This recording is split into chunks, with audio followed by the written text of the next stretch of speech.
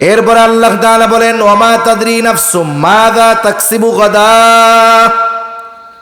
আল্লাহ তাআলা বলেন কেউ জানে না আগামীকাল সে কি করবে। আজকে যে অবস্থায় আছে হয়তো আগামীকাল তার সে অবস্থা নাও থাকতে পারে। আজকে হয়তো ক্ষমতার চেয়ারে আছে, কালকে হয়তো ক্ষমতার চেয়ার না থাকতে পারে, ঠিক কিনা বলেন? কবি বলে নদীর এপার ভাঙে ওপার গড়ে, এই তো নদীর খেলা। সকাল বেলার ধনীর তুই ফকির সন্ধ্যাবেলা। এই জন্য আজকে সম্মানিত ব্যক্তি আগামীকাল লাঞ্ছিত হয়ে যেতে পারে, আবার আজকের লাঞ্ছিত ব্যক্তি আগামীকাল সম্মানিত হয়ে যেতে পারে, ঠিক কিনা বলেন? এজন্য মানুষের অবস্থা পরিবর্তনশীল, এটা তাকদীরের ফয়সালা, আল্লাহর পক্ষ থেকে ফয়সালা।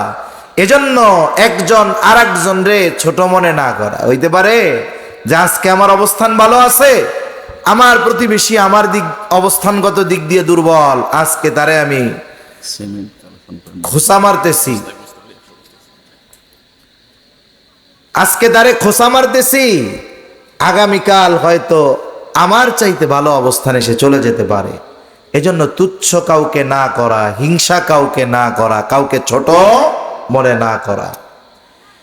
এরপরে আল্লাহ তাআলা বলেন ওয়ামা তাদরি নাফসুম বিআইয়ি আরদিন তামুত। আল্লাহ রাব্বুল আলামিন বলেন কেউ জানে না সে কোন স্থানে মৃত্যুবরণ করবে। আমার আপনার মৃত্যু কোথায় লেখা আছে, কোন জমিনে লেখা আছে, কোন জায়গায় লেখা আছে, আমি আপনি সেটা জানি না। মাঝে মধ্যে এরকম কিছু ঘটনা শুনি, খুব হৃদয় বিদারক লাগে। এক প্রবাসী ভাই, ওনার ব্যাপারে শুনলাম, ওনার দেশে বাচ্চা হয়েছে, অফিস থেকে আসছে, ছেলে না মেয়ে হয়েছে, উনি অনেক খুশি, সুস্থ সবল মানুষ। বন্ধুরা রুমে আসছে, আসার পরপরই বলতেছে তুমি তো বাবা হইছো, আমাদের মিষ্টি খাওয়াও। উনি খুশিতে অফিস থেকে আসছে, গোসল টোসল করা নাই, কোনো কিছু না কইরাই দৌড় দিয়া মিষ্টির দোকানে চলে গেছে। আল্লাহর বান্দা মিষ্টি কিনা নিয়ে আসতেছে, রোড পারাপারের সময় গাড়িতে এসে ধাক্কা দিছে, লোকটা মারা গেছে।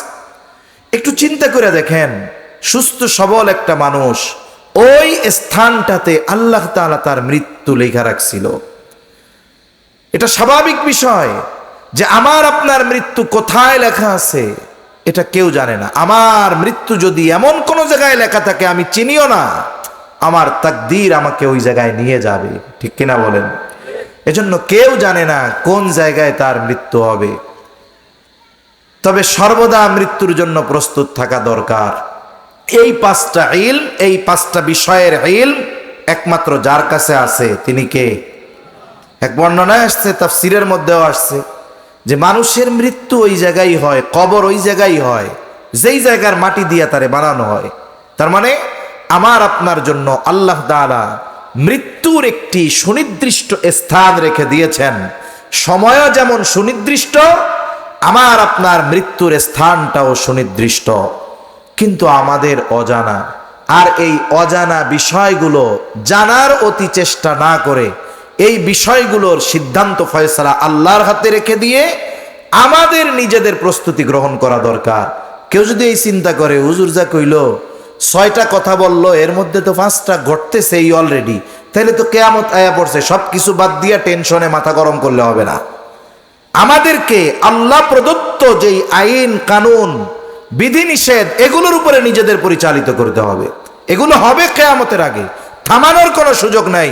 কিন্তু ওইগুলো হওয়ার কারণে বৈশা থেকে কোনো উপায় নেই। একজন বয়ান করতেছে এরকম খুব আকারে আখেরি জামানার ফিতনাগুলো নিয়ে, যে ওই পর্যন্ত কিয়ামত হবে না যতক্ষণ না মুশরিকদের সাথে আমাদের যুদ্ধ হবে। এখন ও যুদ্ধের টেনশনে নামাজ কালাম বাদ দিয়ে বয়ে রয়েছে। একজন ছাত্র টেনশনে শেষ, কয় কিরে এত টেনশন কি? কয় টেনশনের ঠেলায় লেখাপড়া করতে পারতেছি না। তোর কিসের টেনশন? কয় পরীক্ষার টেনশনে লেখাপড়ার টাইম পাই না। তার মানে তোর পরীক্ষার টেনশন যদি থাকে তুই তো লেখাপড়া করবি ভালো পাস করার জন্য, ঠিক কিনা বলেন? কিয়ামতের আগে এগুলো ঘটবে, এই অবস্থা আমাদের জানা দরকার। জেনে কি করা দরকার? হতাশায় ঘরে বসে থাকার কোনো সুযোগ নাই। আবার হতাশ হওয়ার কারণ নাই যে আমাদেরকে তো শেয়াশি করে দিবে, তাইলে আর কি হবে? এগুলো হবে, কিন্তু এই হতাশায় না পড়ে আল্লাহ তাআলার বিধিনিষেধ অনুযায়ী চলতে হবে, ঈমানকে পাকাপোক্ত করতে হবে। শুধু মসজিদগুলো পাকা হলে হবে না, পাক্কা নামাজিও আমাদের হতে হবে, ঠিক কিনা বলেন? কারণ বেনামাজি যারা, এদেরকে কাফেররা ভয় পায় না। ওই 313 জন রে যেই ভয় পাইছে কাফেররা, এখন 250 কোটি মুসলমান, কাফেররা আমাদের ভয় পায় না কেন? বলে আমরাই তো নিজেরা ইসলামের উপরে নাই। নাম মুসলমান, ধর্মকে ইসলাম, কিন্তু মুসলমানিত্ব আমাদের মধ্যে নাই, ঠিক কিনা বলেন? এজন্য নিজেদের পরিবর্তন দরকার, প্রস্তুতি নেওয়ার দরকার। আখেরি জামানার ফিতনাগুলো যেন আমি ফিতনার মধ্যে না পড়ে যাই। ফিতনা আসবে, কিন্তু আমি কিভাবে বাঁচতে পারি, এই বিষয়গুলো আমাদের জানা দরকার। আর ওই ফিতনাগুলো থেকে তারাই বাঁচবে যাদের ঈমান মজবুত, যাদের আমল ঠিক আছে, এরাই ফিতনা থেকে বাঁচার রাস্তা বের করে ফেলতে পারবে। আল্লাহ সুবহানাহু ওয়া তাআলা কথাগুলো বোঝার তৌফিক দান করেন, আমিন। এখন দোয়া হবে, মসজিদের উন্নয়ন কল্পে মাহফিল। দোয়ার আগে যে খবরদার, চলার পথে রাস্তায় কোনো গাছ কাটবা না, কোনো ফসল নষ্ট করবা না, কোনো জীবজন্তু নিরহ প্রাণী হত্যা করবা না, নারীদের হত্যা করবা না, শিশুদের হত্যা করবা না, বৃদ্ধদের হত্যা করবা না, নিরস্ত্র মানুষকে উপরে আক্রমণ করবা না। যুদ্ধের ময়দানে যাদের সাথে যুদ্ধ হবে, লড়াই হবে, প্রতিপক্ষের কেউ যদি তোমাদের অস্ত্রের আঘাতে মারা যায়, খবরদার তার লাশটাকে তোমরা বিকৃত করবা না। নবীজি সাল্লাল্লাহু আলাইহি ওয়াসাল্লাম 1500 বছর আগে যুদ্ধ আইন জানায় দিয়েছেন, অথচ এই যে গাজার মধ্যে হাজার হাজার শিশুদেরকে হত্যা করা হলো, নারীদের হত্যা করা হলো, নিরস্ত্র মানুষদের হত্যা করা হলো, গোটা পৃথিবীর মানবাধিকার সংগঠনগুলা থেকে উল্লেখযোগ্য কোনো প্রতিবাদ আমাদের চোখে পড়ে নাই। কেন? আমরা মুসলমান, এই জন্য। এরপরে দেখেন আমাদের পার্শ্ববর্তী দেশে কি শুরু হয়েছে। কাশ্মীরের পেহেলগাঁও, ওই জায়গায় দর্শনার্থীরা গেছে, একদল সশস্ত্র মানুষ তাদেরকে হত্যা করে ফেলছে, সন্ত্রাসীরা তাদের হত্যা করেছে। আচ্ছা, হত্যা কে করলো, কারা করলো, কেন করলো, বিস্তারিত সব তদন্ত হওয়ার আগেই দোষ চাপায়া দেওয়া হলো মুসলমানদের উপরে। বলা হলো যে ধর্মীয় পরিচয় জিজ্ঞাসা করে করে হত্যা করছে, মুসলিম হইলে মারে নাই, হিন্দু হইলে মারছে। অথচ এক প্রতিবেদনে দেখলাম মারা গেছে 26 জন, এর মধ্যে 15 জন হলো মুসলমান, এর মধ্যে 15 জন মুসলমান। তাইলে ধর্মীয় পরিচয় জিজ্ঞাসা করে করে হত্যা করছে, এটা হলো তাদের বানোয়াট মিথ্যা একটা কথা, মুসলমানদের উপরে এই হত্যাযজ্ঞ চাপিয়ে দেওয়ার অপচেষ্টা। এরপরেও যদি কেউ অন্যায়ভাবে হত্যা করে, এর সমর্থন পৃথিবীর কেউ দিবে না, ইসলামও দেয় না, কোন মুসলমান এটা সমর্থন করে না। আপনারা বের করেন অপরাধ করেছে কে, কারণ অপরাধ যে করেছে দায় তার। অপরাধীর অপরাধের কারণে গোটা মুসলিম জাতির উপরে এই দায় চাপানো, এটা নিঃসন্দেহে বড় জুলুম, ঠিক কিনা বলেন? মূলত তারা তো মুসলমানদেরকে নিঃশেষ করতে চায়, এজন্য সুযোগ পাইলেই মুসলমানদের উপরে দোষ চাপায়। এরপরে কি শুরু হইল? আইন হবে, আইন আছে যেহেতু, তদন্ত সাপেক্ষে অপরাধীদের বিচার হবে। আজকেও আমি 5টা খবর হবে, কমপক্ষে 5টা, ভারতের। বসে আছে এক ভাই এক জায়গায়, একটু আগে দেখতেছি ওইটা, এক ভাই বসে আছে বাড়ির সামনে, মুসলমান, একজন মুসলিম হিন্দু, সে একটা চাইনিজ কুড়ালাইনা তারে কুপাইয়া জায়গায় হত্যা করে ফেলছে। বলে কেন? বলে 26 জনের প্রতিশোধ, 26,000 মারবো। এরপরে প্রকাশ্যভাবে হত্যা করে 2 ভাইকে একজন মেরে ফেলছে, প্রকাশ্য লাইভ দিছে, কয় 2 জন মারছি, টার্গেট হইল 26,000।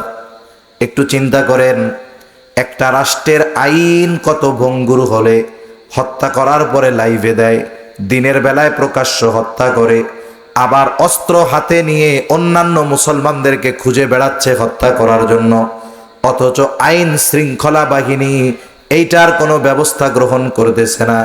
এই তো অবস্থা কিয়ামতের আগে হবে, যে ওই লোকটা এমনিতেই বাড়ির সামনে বসেছিল, ওরে হত্যা করলো, আর যে হত্যা করেছে বাস্তবেই কিন্তু হত্যার মূল কারণ ওর নিজেরও জানা নাই।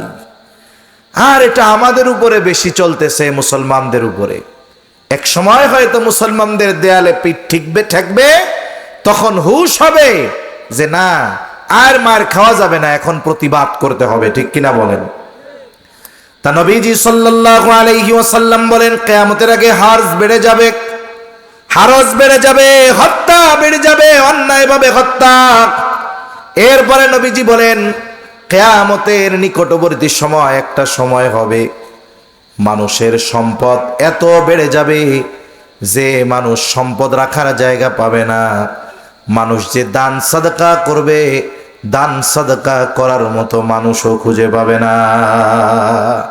এখন তো আপনাদের কাছে মসজিদের জন্য মাঝে মধ্যে চাওয়া হয়, মাদ্রাসার জন্য চাওয়া হয়, দ্বীনি কাজের জন্য চাওয়া হয়, কিন্তু কিয়ামতের আগে এমন একটা সময় আসবে, নবীজি সাল্লাল্লাহু আলাইহি ওয়াসাল্লাম বলেন, হাত্তা ইয়াকসুরা ফীকুমুল মাল ফায়াফিদু।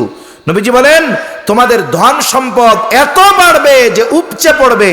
আরেকটা বর্ণনার মধ্যে আসছে, মানুষ সম্পদ হবে এত, সদকা করবে, দান করবে, বলে দান করার মতো লোক খুঁজে পাবে না। কিয়ামতের আগে মানুষের একটা সময় এই পরিস্থিতি হবে। তা এই সময়গুলোর আগ পর্যন্ত কিয়ামত সংগঠিত হবে না, কিন্তু এর মধ্যে কিছু বিষয় আমাদের সামনে পরিলক্ষিত হচ্ছে। ইলম উঠে যাচ্ছে আলেমদের মৃত্যুর মাধ্যমে, ভূমিকম্প বাড়তেছে, সময়ের সাথে সাথে সময় সংকীর্ণ হয়ে গেছে, নির্বিচারে হত্যা বেড়ে গেছে, একের পর এক ফিতনা। তাসবিহ দানা ছিঁড়ে গেলে যেমন একটার পর একটা তাসবির দানা পড়ে, ওই রকম ভাবে একটার পর একটা ফিতনা এই পৃথিবীবাসী, বিশেষ করে মুসলমানদের উপরে পতিত হচ্ছে। ঠিক কিনা বলেন?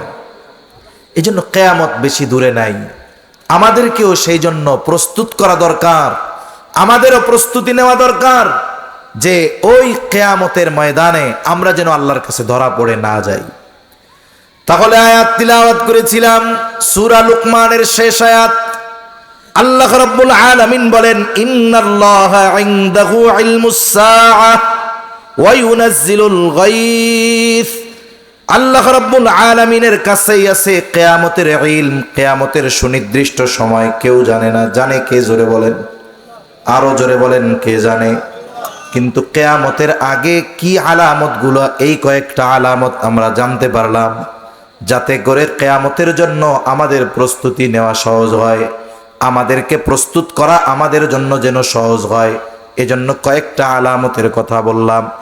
এরপরে আল্লাহ তাআলা বলেন, ওয়া ইউনাজ্জিলুল গায়থ। আর তিনি কোথায় বৃষ্টি বর্ষণ করবেন এটা আল্লাহ তাআলা জানেন, অন্য কেউ জানে না। এজন্য মেঘ হলেই বৃষ্টি হয় না। অনেক সময় আমাদের মাথার উপরে মেঘ দেখা যায়, কিন্তু আল্লাহ তাআলা বৃষ্টি দেয় আর এক জায়গায়। আর বৃষ্টি হওয়া এটা আল্লাহ তাআলার পক্ষ থেকে খুশির আলামত। হাদিসের মধ্যে আসছে, আল্লাহ তাআলা খুশি হইলে কি করেন? আল্লাহ তাআলা খুশি হইলে, যদি কোনো বান্দার উপরে খুশি হয়, বলে তার বাড়িতে আল্লাহ মেহমান পাঠায়া দেয়। তার মানে বাড়িতে মেহমান আসা এটা আল্লাহ তাআলার সন্তুষ্টির লক্ষণ। আবার আল্লাহ তাআলা যখন বান্দার উপরে খুশি হয়, আল্লাহ তাআলা তখন বৃষ্টি দান করে। এজন্য আমরাও আল্লাহর কাছে দোয়া করব, যেহেতু কৃষি নির্ভর এলাকা আপনাদের, যথাসময়ে যদি বৃষ্টি হয় তাহলে ফসল উৎপাদন ভালো হয়। আল্লাহ তাআলার কাছে এজন্য দোয়া করা যে আল্লাহ, আপনি আমাদেরকে যথাসময়ে যথেষ্ট পরিমাণ বৃষ্টি দান করেন। আবার বৃষ্টি হইতে হইতে মাঝে মধ্যে এমন বৃষ্টি হয়, বৃষ্টির ঠেলায় বন্যা হয়ে যায়। অনেক জায়গা হয় কি হয় না? অতিবৃষ্টি যেমন ক্ষতিকর, অনাবৃষ্টিও তো ওরকম ক্ষতিকর। এজন্য আল্লাহ তাআলার কাছে দোয়া করা। আর মেঘ হইলেই এই চিন্তা না করা যে এখনই ডাইলা পড়বো। মেঘ হইলে বৃষ্টি হবে কিনা, বা ওই মেঘ কোথায় বৃষ্টি দিবে, এটাও আল্লাহ তাআলার পক্ষ থেকে ফয়সালা। এরপরে আল্লাহ তাআলা বলেন, ওয়া ইয়ালামু মা ফিল আরহাম। গর্ভের ভিতরে ছেলে না মেয়ে, মায়ের পেটে ছেলে না মেয়ে, এটা দুনিয়ার কেউ জানে না। জানে কে? জোরে বলেন, আরো জোরে বলেন, জানে কে? আধুনিক প্রযুক্তি এটা বলতে পারে আকৃতি পাওয়ার পরে, কিন্তু যখন মায়ের গর্ভে ওই সন্তান মিশ্রিত কীট পানি হিসাবে থাকে, রক্তপিণ্ড হিসাবে থাকে, মাংসপিণ্ড হিসাবে থাকে, ওই সময়ও আল্ট্রাসোনোগ্রামের মাধ্যমে জানা যায় না মায়ের গর্ভে ছেলে হবে নাকি মেয়ে হবে। এজন্য গর্ভের মধ্যে ছেলে না মেয়ে এটা জানেন আল্লাহ। আবার অনেকে আছে যখন দেখে যে গর্ভের মধ্যে মেয়ে হইছে, হায় হায় কত জালেম আছে, গর্ভে থাকা অবস্থায় ওই গর্ভের শিশুরে হত্যা করে ফেলে, আছে না নাই গণ? এই ভ্রূণ হত্যাকারী সমাজে অভাব নাই। মনে রাখতে হবে, মেয়ে হইলে বেজার হন কেন? মেয়ে হোক ছেলে হোক এগুলা দেয় কে? জোরে বলেন, দেয় কে? আল্লাহ দেয়।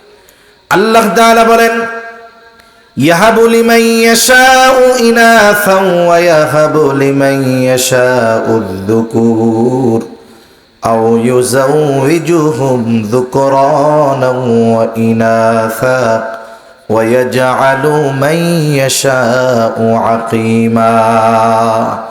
আল্লাহ তাআলা বলেন, তিনি যাকে ইচ্ছা ছেলে দেন, যাকে ইচ্ছা মেয়ে দেন, আবার যাকে ইচ্ছা ছেলে মেয়ে উভয়টাই দেন। ওয়ায়াজআলু মান ইয়াশাউ আকীমা, আবার যাকে খুশি আল্লাহ তাআলা বন্ধা বানায় রাখেন।